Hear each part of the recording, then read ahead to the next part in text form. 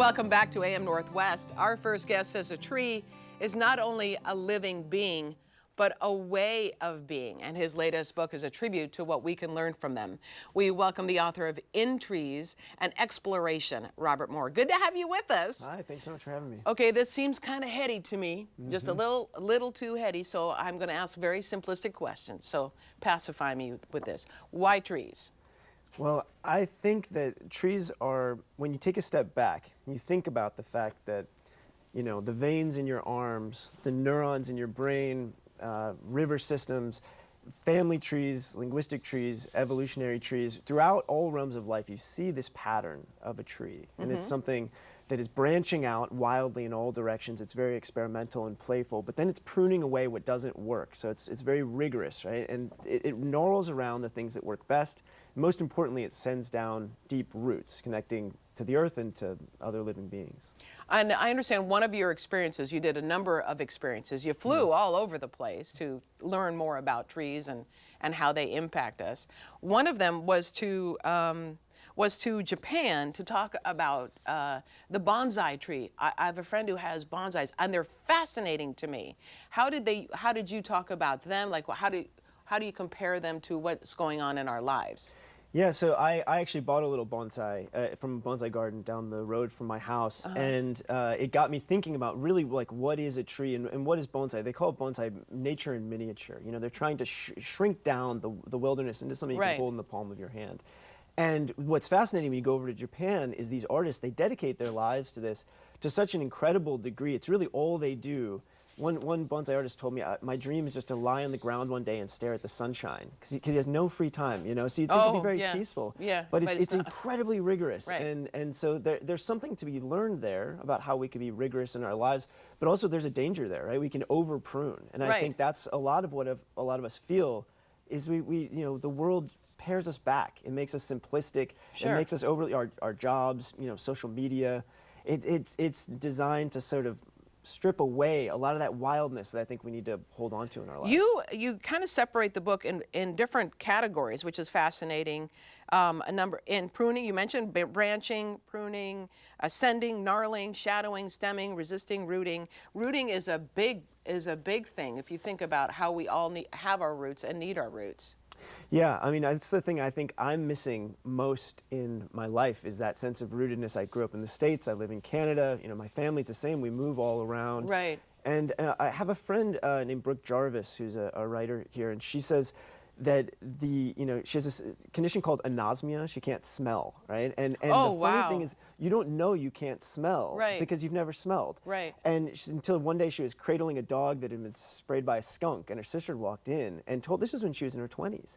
And that's the way I feel about rootedness. I didn't know I was missing it until I started spending time around First Nations people in Canada who have this incredibly deep sense of rootedness. Right. And they were, you know, fighting to save this old growth forest called Fairy Creek from being cut down. And so the chapter of the book explores that sense of rootedness and our need for that for roots. Yeah, that's to like grow family. Deep roots. Yeah, families really keep us rooted. That's true. You know, keep us grounded. Absolutely. You also talk about a village.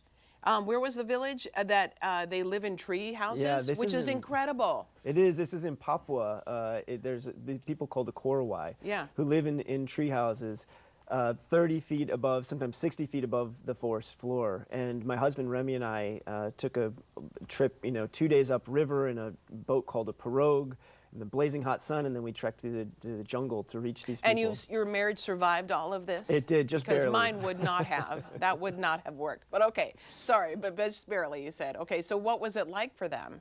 Well, I mean, for them it's normal, right? Yeah. It's for us that it's extraordinary, but what's really interesting is the way it taps into these memories that we have of building tree houses as kids, right? And there's actually a fascinating history that I go into, the ways in which these tree houses in you know, lands throughout really tropical regions are influencing the American understanding of what a treehouse is and shaping our sense of romance around this treehouse, and actually going in the other direction, because we show up there as tourists and they start changing the architecture of their treehouses to suit what we want from them. Oh, wow. You've been in a treehouse before. Didn't that bring back memories of, as a kid, being in a treehouse? Because Yeah. who didn't love as a kid wanting to be in a treehouse?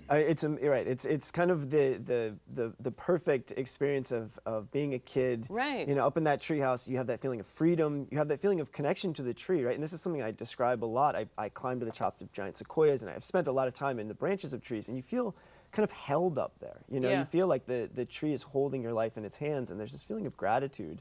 And this is something I participated in what's called a tree sit, where you live in a tree in order to stop the tree from being cut down. Oh, right, protesting. That's Yeah, right. right. And, yeah, so I did that up where I live in order to stop the construction of an oil pipeline called Did it CMX. work?